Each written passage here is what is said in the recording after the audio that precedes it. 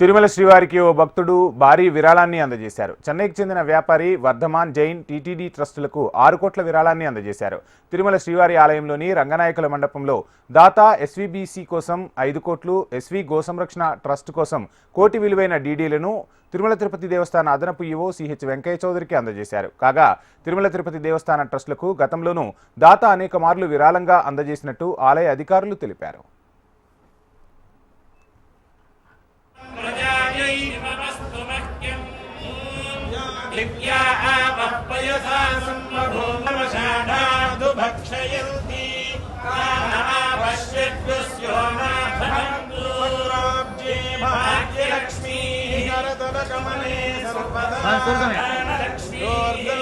Veerlakshmi